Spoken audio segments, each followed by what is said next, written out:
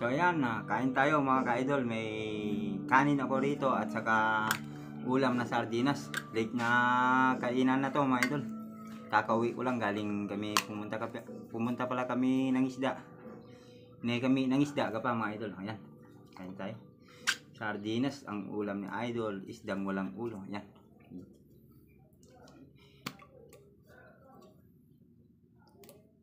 Oh, di ba?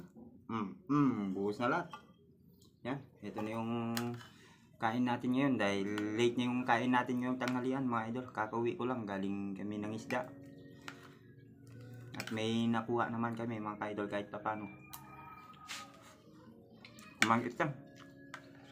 Sardinas nga lang gapa mga idol. Ngayon masingo kapayaw mga idol, sardinas.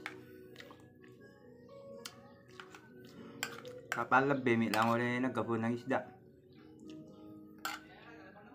Ani nga na oras nga ni 1:37. Na late yung pananghalian na idol. Tapos wala na rin natirang ulam.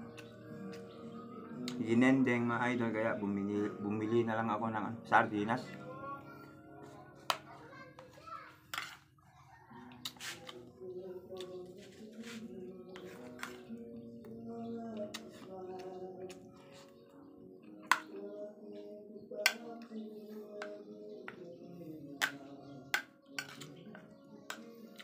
Yo makang pa to ready made no. Bukata mo diretso nga na may ulam mga idol. Kumangit lang ka pa mga idol.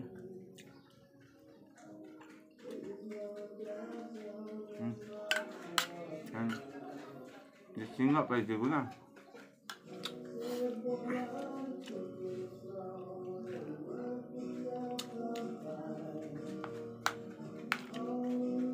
Mamaya pakita ko sa inyo yung nahuli namin.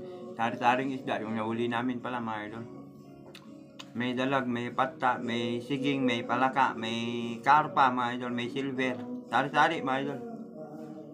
Hindi gano'ng kalakihan yung mga nahuli namin. Katamtaman lang yung lagi.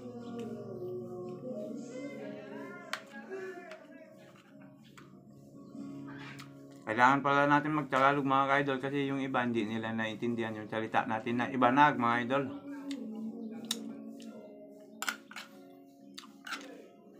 Kasi may message nila ako na hindi daw nila naiintindihan yung mga sinasabi ko mga idol. Kaya Tagalog naman tayo mga idol. Kain tayo mga idol. Pero wag pa rin iwawala yung salita na ibanag mga idol. May tala pagkatama mag-ibanag pa. Siyempre proud ibanag tala pagapangan. May tang mawang ibida na ibanag. Kaya yari ka pa nagkapangat ang nga bida. Nga taga Isabela. Isabelina, shoutout sa lahat ng mga taga Isabela. Kumangkit lang to sardinas, isda na walang ulo. Ngayon, masingo. Late niya pananghalian ko to mga idol, kakauwi lang ng isda na idol.